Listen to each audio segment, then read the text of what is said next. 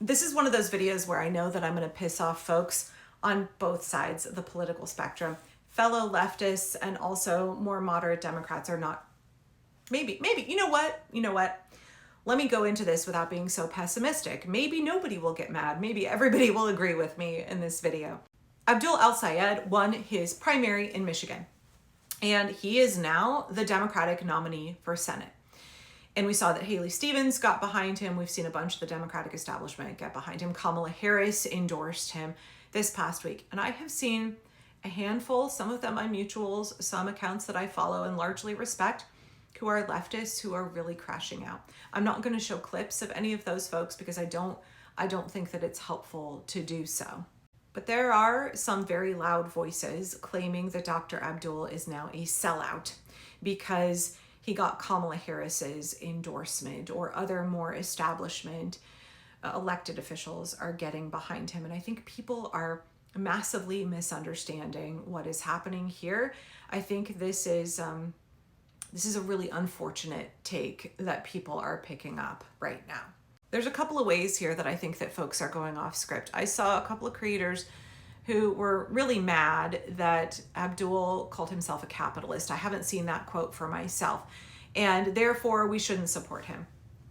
I am somebody who believes in incremental change. As a permaculturist, I understand that slow, small solutions actually work.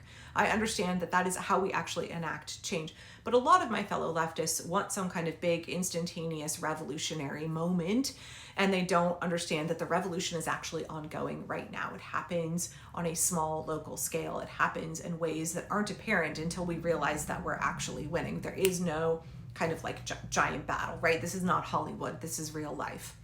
And so now they're saying that because he's gotten the endorsement of Kamala Harris, because folks like Hillary Clinton, and I'm going to talk about her in just a second, have gotten behind Abdul El-Sayed, that therefore he's a sellout and therefore we're fucked and nobody should vote for him and blah, blah, whatever. It's more reconstitution of the kind of discourse that happened in the 2024 election. And I took a lot of shit from fellow leftists for vocally supporting Kamala Harris. And my position was that purity politics is really toxic, and purity politics is what is happening right now in this conversation around Dr. Abdul.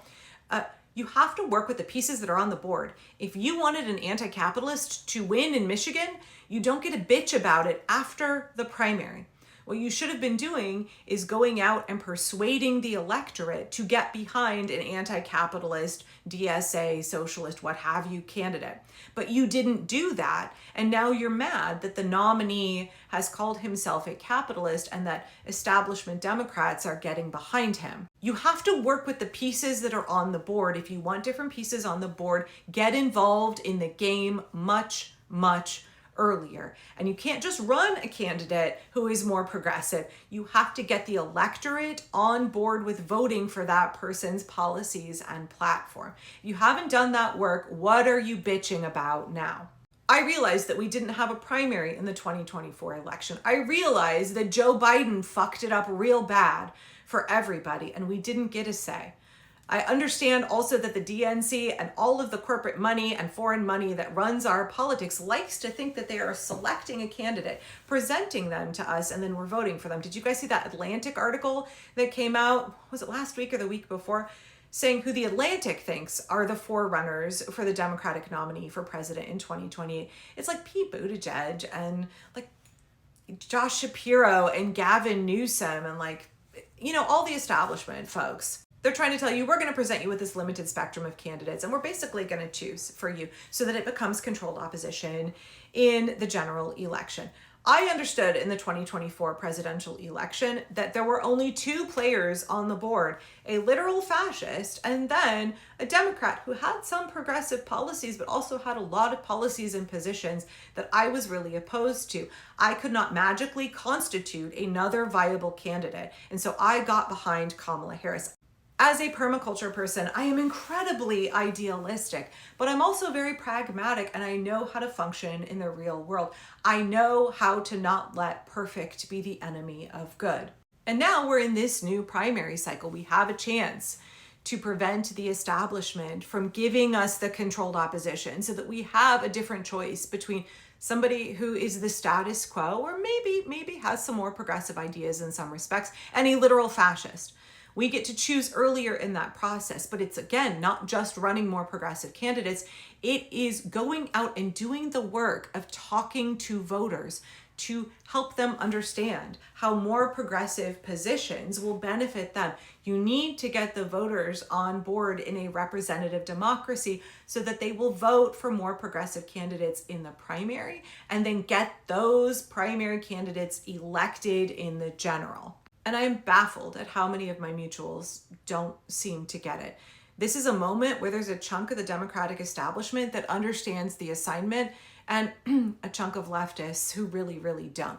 Now, of course, there is the third way and other establishment Democrats who want to prevent the people from getting representation. They want the Democratic Party to work for corporations and foreign governments. And so they're spending $15 million fighting against progressive and DSA candidates. So fucking short-sighted, so short-sighted. But there are establishment Democrats like Kamala Harris who understand that this is a numbers game.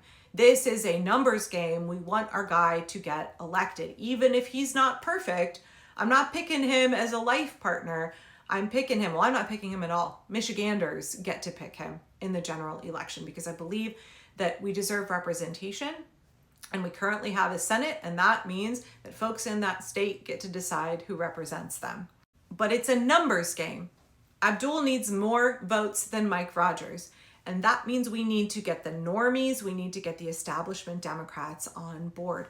Having folks like Kamala Harris come alongside, get behind, vouch for a candidate like Abdul is an attempt to get those Haley Stevens establishment, more conservative, more run-of-the-mill Democrats to vote for a more progressive candidate, especially when Republicans are spending a huge amount of energy and corporate media is spending a huge amount of energy just playing blatant Islamophobia, trying to get Michiganders to be afraid to vote for Dr. Abdul. This is the big tent, which I know I said I wasn't going to use that term anymore, but this is what it means to have a diverse coalition aligned against a fascist government. This is what it means to have a diverse coalition, that you will accept support from folks you might not agree with in every respect. That doesn't make you a sellout. It means that you are working with people who have different opinions than you to try and win their vote, to try and get them to vote for you. That's a good thing. And I'm so confused. I'm so confused at my mutuals who don't understand that. They are letting perfect be the enemy of good. Unless they can have their perfect socialist candidate run for office, if they even believe in electoral politics, right? Unless they can have that perfect candidate that they're going to magically pull out of thin air because nobody like that ran in the primary and certainly nobody like that won the primary, then they would rather see a Republican win than they would rather try and crucify the progressive candidate who is on the ballot and has done the work and is electable. Change happens on a hyper-local level. If you want more progressive candidates, if you want socialist candidates to get elected, you have to start right in your neighborhood, having conversations with folks, informing them of policies and positions, listening to them, understanding their lived experience, and then helping them understand how more progressive candidates and more progressive policies will be of benefit to them. You got to get the electorate on board, and then you're able to platform and run candidates who meet the needs, respond to the needs of those constituents. Then they can win the primary. Then they have the people power. They have the votes behind them to get elected, not just in the primary, but then in the general election. This is how we remake Congress. This is how we get legislative, societal change. And I don't understand how other leftists don't get that.